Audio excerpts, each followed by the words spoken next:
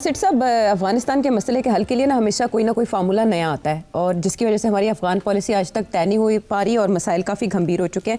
इमरान खान साहब ने जो एक हल दिया है जेल से, वो ये कि तीन पार्टीज, तीन फ़िरक़ैन, तीन स्टेक होल्डर्स को साथ लेकर चलना इनएविटेबल हो गया है। सबसे पहले पाकिस्तान के कबायली इलाकों की अवाम, दूसरी अफगान हुकूमत और तीसरी अफगानिस्तान की अवाम, ये तीनों मिल के बैठेंगे तो कोई अमन आएगा। Do you agree? पता नहीं क्या बात है, मुझे समझ नहीं आ रही। ये रियासत के इश्यूज़ हैं। हाँ। ये तो रियासत टू रियासत ही चीज़ें तय होती हैं। तो ये क्या कि सियासी जमातें जाके बात करेंगी एक हुकूमत के साथ, और किसके बिहाफ पे? उन्होंने कहा ये तीनों बैठे, हाँ। आपस में बैठ के, जैसे वो अली अमीन गंडापुर साहब को पहले कह चुके हैं कि आप अफगानिस्तान चले जाएं, फिर महमूद अटकज़ई साहब और असद कैसर साहब अपने तौर पर मेल मुलाकातें कर रहे हैं। वहाँ पर जो बातचीत हुई हमें नहीं पता कि वहाँ क्या मामला तय पाए, लेकिन उसके बाद ये जो उनका ट्वीट है और जो उनकी बातचीत है अपने अहले खाना के साथ, वो ये हल दे रही है कि अगर आप पीस चाहते हैं तो ऐसे करें, इन्वॉल्व करें अफगान हुकूमत को भी, अफगानिस्तान के पब्लिक को भी और पाकिस्तान के कबायली इलाकों की आवाम की भी राय लें कि वो क्या चाहते हैं। फजूल बातें कर रहा है। ये पुरानी उसकी इमरान खान का मौक़िफ़ है कि तालिबान जो हैं, घर वाले हैं या बाहर वाले हैं, उनके साथ को मुआहदे किए जाएं और उनको रिहेबिलिटेट किया जाए। मगर जो हमारा तज्ज़िया है या जो हमारा एक्सपीरियंस है पिछले 15 साल से, वो यही है कि इनको आप पैसे दे दें, इनको आप हथियार दे दें, इनको आप घर दे दें, आप जो मर्ज़ी कर दें, ये अपनी आइडियोलॉजी जो इनकी है उससे पीछे नहीं हटेंगे। और हर मुआहदा जो है जो कि इनके साथ किया है on the basis of Awami sentiment, वो सारा फेल हो गया। तो इसलिए वो तो अब देखिए ना, इनकलाबी फोर्स है ना, वो कोई रिफॉर्मिस्ट फोर्स नहीं, इनकलाबी हैं ये लोग, इस्लामी इनकलाबी हैं।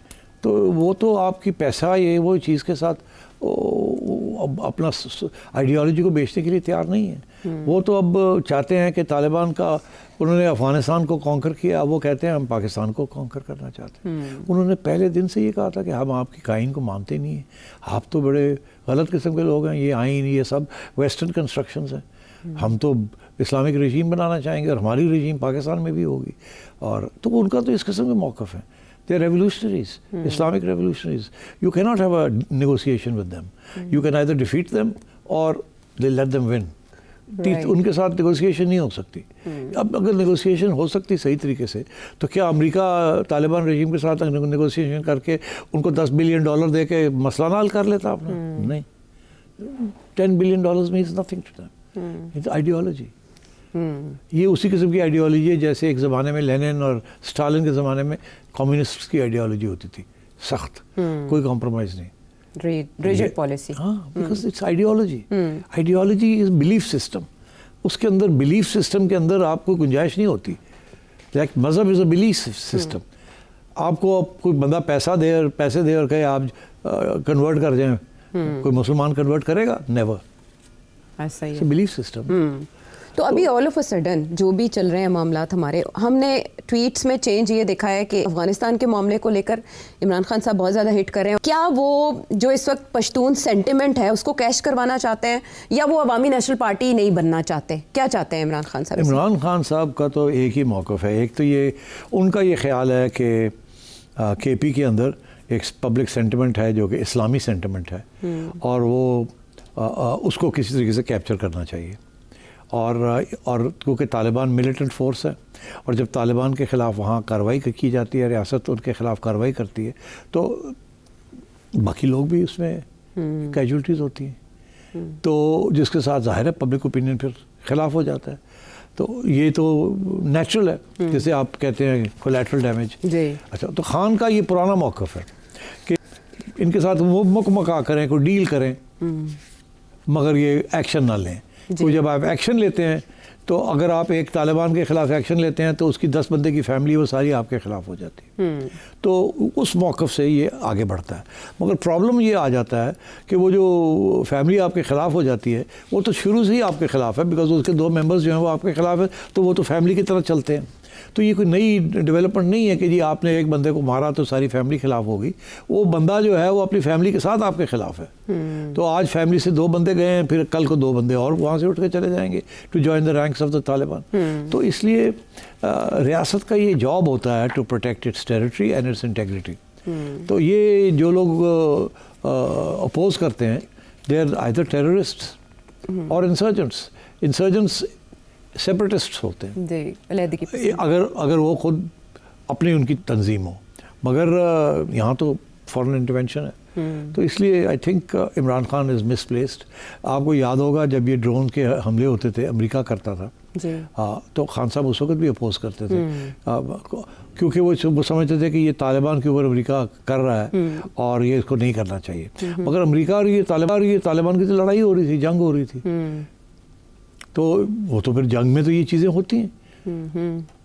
तो आई थिंक ये इस किस्म की सिचुएशन है। Pakistan didn't want to allow this, but वो चॉइस कोई नहीं थी।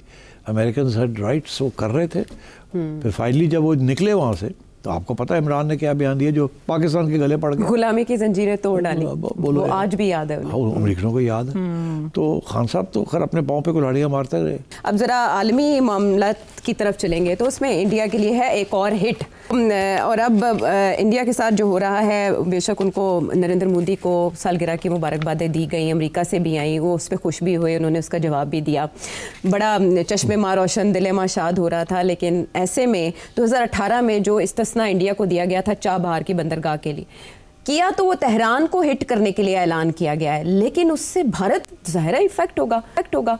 क्या अहमियत है चाबहार की इंडिया के लिए सेठी साहब? देखिए, इंडिया के लिए सेंट्रल एशिया, अफगानिस्तान पहुंचना पॉसिबल नहीं है बिकॉज ऑफ पाकिस्तान। रास्ते में हम खड़े हैं जी।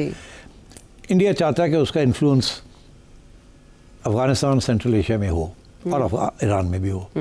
तो इंडिया ने ईरान के साथ काफ़ी अरसे से ये डिस्कशन चल रही थी कि एक नया रास्ता निकाला जाए। चाबहार पोर्ट जो है वहाँ से अफगानिस्तान एक सड़क निकाली जाए और फिर अफगानिस्तान से आगे सेंट्रल एशिया निकाली जाए।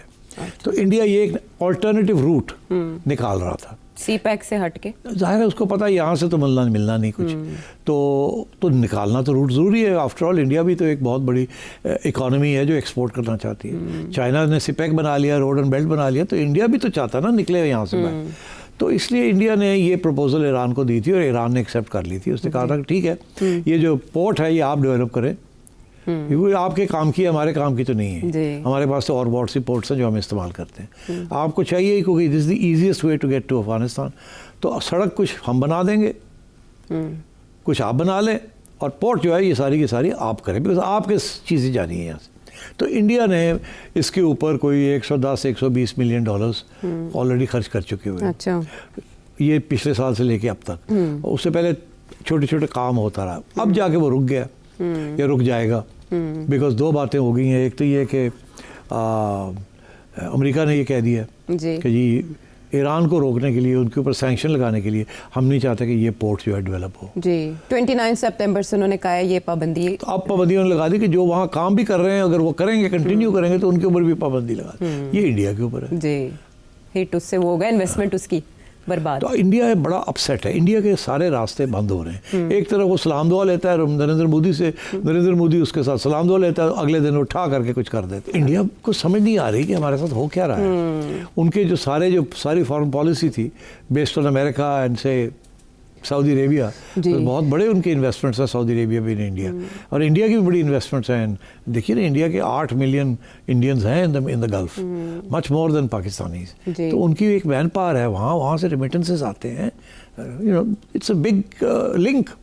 अब ये सऊदी अरेबिया और पाकिस्तान का पैक्ट भी तकलीफ दे रहा है उनको कि और वहाँ जो इस वक्त इंडिया में जो डिस्कशन हो रही है, पाकिस्तान में ये डिस्कशन इतनी नहीं हो रही, इंडिया में डिस्कशन शुरू हो गई है कि यार ये पाकिस्तान और सऊदी अरेबिया ने जो ये कर लिया है, उधर अमेरिका जो है वो टाइट कर रहा है हमें बिकॉज ऑफ रशिया, अब बिकॉज ऑफ ईरान हमारे 2 मेन सोर्सेज जो हैं ऑफ इम्पोर्ट्स एंड एक्सपोर्ट्स वो ख़राब हो रहे हैं। उधर से सऊदी अरेबिया जो है, जो कि इन्वेस्टमेंट कह रहा था कि हम $100 बिलियन की इन्वेस्टमेंट करेंगे इंडिया, और है भी, और वो हो भी रही है, और हमारे लोग भी हैं वहाँ। तो सऊदी अरेबिया जो है वो कह रहा है कि हम मुश्तरका दुश्मन हो गया। तो अब ये है कि अगर हम संदूर करते हैं तो फिर सऊदी क्या करेगा? पाकिस्तान कहेगा जी आ जाओ, तो वहाँ तो ये डिस्कशन शुरू हो गई है। वहाँ दो पॉइंट्स ऑफ व्यू है, मैंने देख रहा था इंडियन मीडिया। एक पॉइंट ऑफ व्यू तो ये है कि जी सऊदी अरेबिया कुछ नहीं करेगा, उसकी बड़ी इन्वेस्टमेंट्स हैं यहाँ, हमारे साथ तल्लुकात ख़राब नहीं करेगा, हमने अपना जो काम करना पाकिस्तान के ख़िलाफ़ करें, चले सऊदी अरेबिया उनको थोड़ा बहुत तेल दे देगा या थोड़े बहुत पैसे दे देगा, मगर एक्टिवली हेल्प नहीं करेगा पाकिस्तान की। अच्छा। उधर वहाँ एक नुक्ता एक ये भी है कि नहीं, Saudi Arabia might pull out its investments because अब सऊदी अरेबिया ने बड़ा सख्त पक्का अग्रीमेंट कर लिया पाकिस्तान के साथ। वहाँ ऐसी बातें भी हो रही हैं जो नरेंद्र मोदी के ख़िलाफ़ जो अपोजिशन है वहाँ की led by the Congress and others, वो तो यही कह रही है कि जी फारग हो गए हो तुसी, सऊदी अरेबिया भाग गया, अब थोड़ा संदूर कितने गया और करके देखो थोड़ा नल की करन गए हो। ये failure of foreign policy, Narendra Modi go home, Jaishankar go home, ठीक। तो वहाँ तो ये शुरू हो गया है एक तरफ। दूसरी तरफ ये है कि नहीं फिक्र ना करें, हमारा कोई कुछ नहीं बिगाड़ सकता है दिस पैक्ट।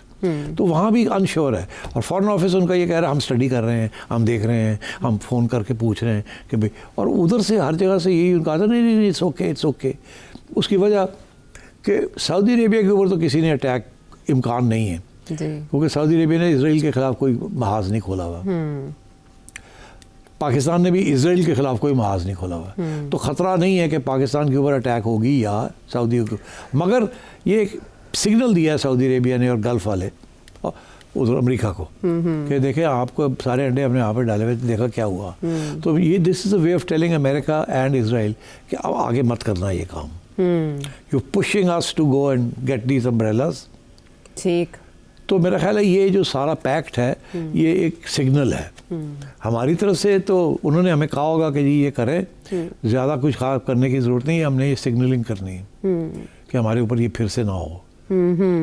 और हमने कहा होगा डन, नो प्रॉब्लम, बिकॉज हमारे यहाँ भी तो एक पब्लिक ओपिनियन है ना कि हमें मिडिल ईस्ट के अंदर इन्वॉल्व नहीं होना चाहिए। यमन वॉर में हम नहीं हुए, बहुत बड़ी मेस है वहाँ। Middle east is in a very problematic state. We don't want to get into that situation. तो मेरा ख्याल है एक सिग्नलिंग है, तो ये सिग्नलिंग ही हो रही है। लेकिन सिग्नलिंग से इसराइल मोहतात हो जाएगा, जाहिर है होना पड़ेगा ना। और ये भी कहा जा रहा है कि जैसे अमेरिका ने इन अ वे विंक किया है, क्योंकि ब्लैकमेलिंग की बातें हो रही है, इसराइली ब्लैकमेलिंग। लेकिन अब अमेरिका की जो अभी तो स्पेकुलेशन हो रही है ना, रिएक्शन नहीं आया, रिएक्शन अमेरिका का नहीं, अभी नहीं आया ना। नहीं, मेरा नहीं ख्याल अमेरिका कोई सख्त बयान लेगा इसके खिलाफ।